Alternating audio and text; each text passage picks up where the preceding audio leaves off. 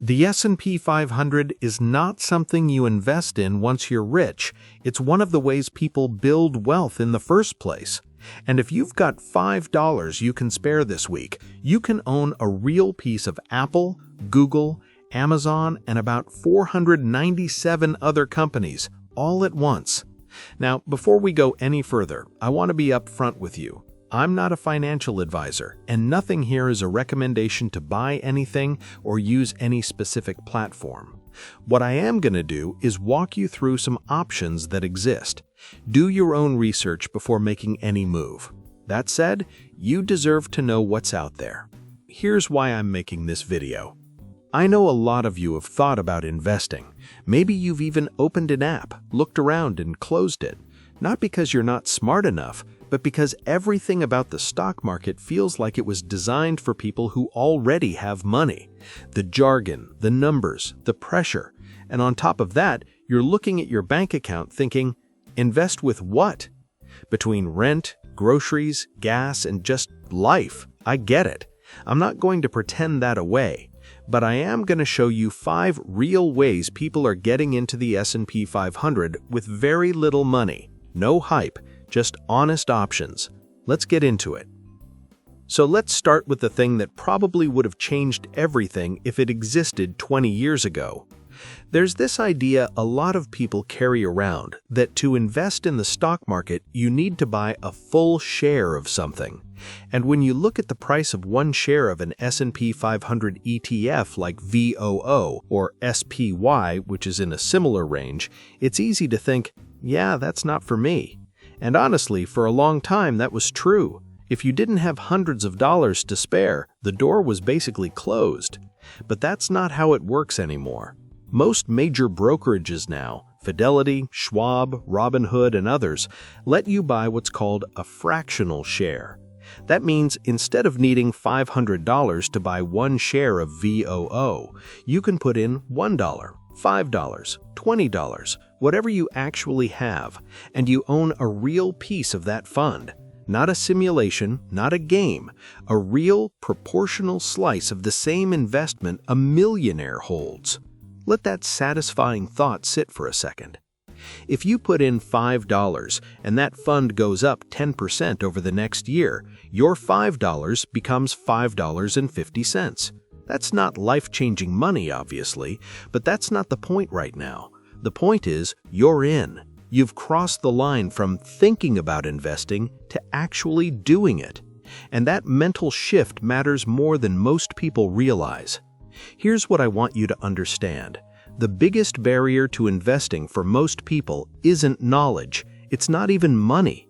It's the belief that you need to have a lot of money before it's even worth trying. And that belief keeps people on the sidelines for years, sometimes decades, while the market keeps growing without them. Think about it this way. Imagine 2 people. One waits until they have $5,000 saved up to make their first real investment. The other starts today with $10 a week. Nothing fancy, just $10 every Friday automatically invested into an S&P 500 index fund. After a year, that second person has put in around $520. It's not a fortune, but they've built a habit. They've watched their money move with the market. They've learned without risking anything that would hurt them. And psychologically, they're already ahead because they've started. The person still waiting? They might wait another 3 years. Starting small isn't a consolation prize. It's a strategy.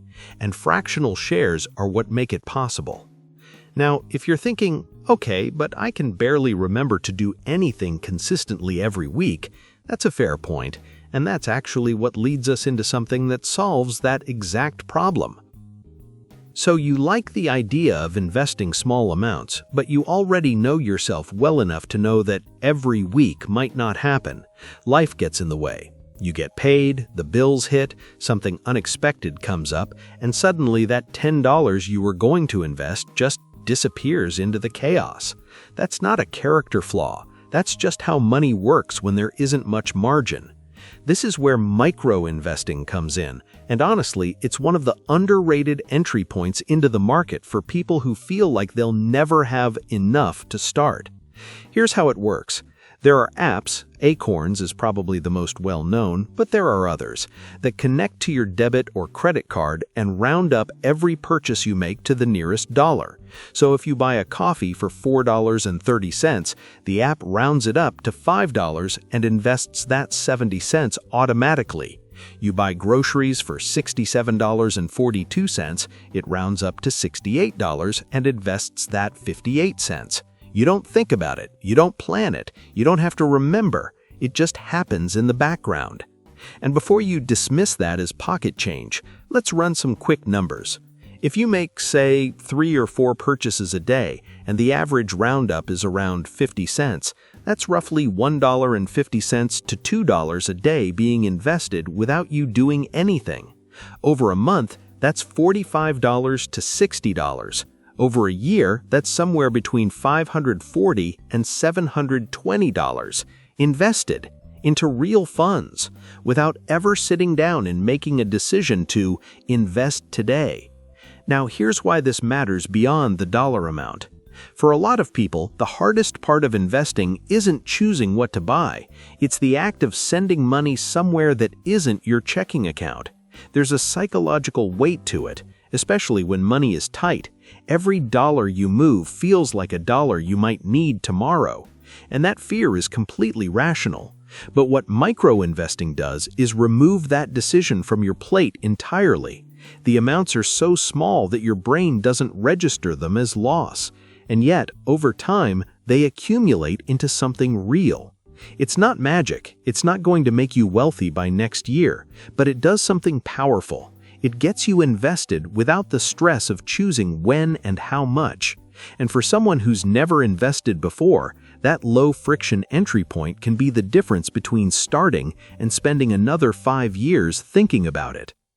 One thing to be aware of, though, some of these apps charge a monthly fee, $3 to $5 depending on the plan, and when you're investing small amounts, a $3 monthly fee on a $50 balance is actually a significant percentage, so it's worth doing the math. As your balance grows, that fee becomes less meaningful, but early on, pay attention to it, read the fine print, know what you're paying for. The goal here isn't to marry any one app. The goal is to break the pattern of, I'll invest when I have more money, because that moment may never come on its own. Alright, so now you know you can invest tiny amounts, and you know it can even happen automatically, but there's something else working in your favor that a lot of beginners overlook, and it has to do with how much you're being charged just to be in the game. Here's something that doesn't get talked about enough, and it's quietly eating into people's returns without them even knowing it. When you invest in any fund, there's a fee baked in. It's called an expense ratio. You'll never see a bill for it. It doesn't show up as a charge on your account. It just gets taken out of the fund's performance automatically. And depending on which fund you're in, that fee can be almost nothing, or it can cost you tens of thousands of dollars over your lifetime. Let me make this real. Say you invest $100 a month for 30 years and average a 7% annual return. If your fund charges a 1% expense ratio, which is common in actively managed funds, you'd end up with roughly $100,000 less than someone in a fund charging 0.03%. Same money in, same time, but one person walks away with significantly more just because of a tiny percentage difference compounding year after year. That 1% doesn't sound like much. Over decades, it's enormous. This is why low-cost index funds matter, especially when you don't have much to invest. Every dollar counts more when you don't have many of them.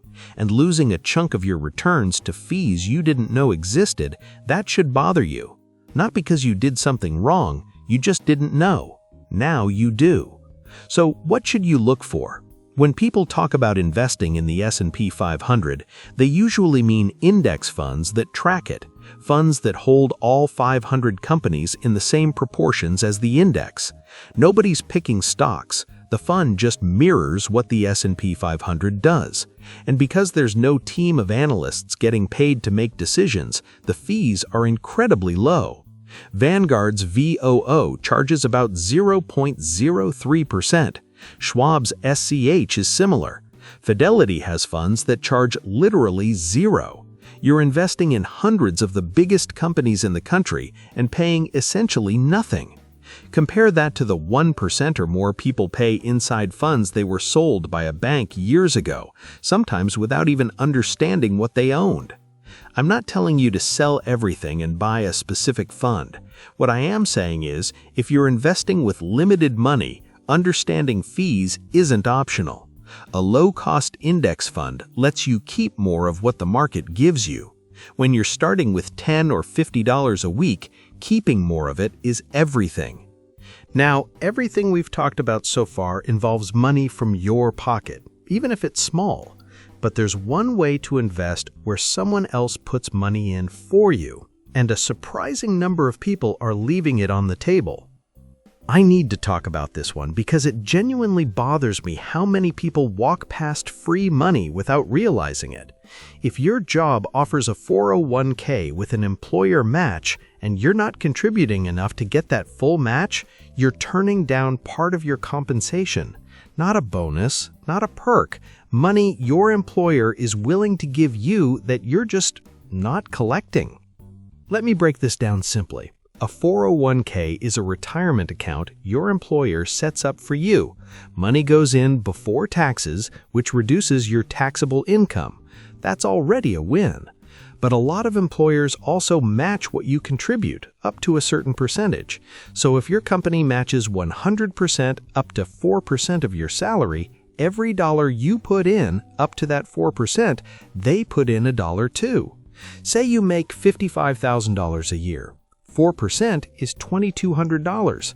Contribute that over the year, roughly $85 per biweekly paycheck, and your employer drops another $2,200 into your account. You just doubled that money before it even touched the market. Where else does that happen? And yet, a significant number of American workers either don't contribute at all or don't contribute enough to get the full match. The reasons make sense. When you're paycheck to paycheck, reducing your take-home pay feels risky. You need that money now, not in 30 years. That tension is real, and I'm not going to dismiss it. But sit with this. If your employer matches up to 4% and you're contributing zero, you're not keeping more money. You're losing $2,200 a year that was already earmarked for you. Over 10 years, with even modest returns, that could grow to $30,000 or more. And you don't need to start at 4%. If 1% is all you can manage right now, do 1%. On $55,000, that's about $21 per paycheck. You'll barely notice it, but your employer might still match that 1%, an extra $550 a year for doing almost nothing. Then, when you get a raise, bump it to 2%. Your take-home stays roughly the same because the increase covers the difference.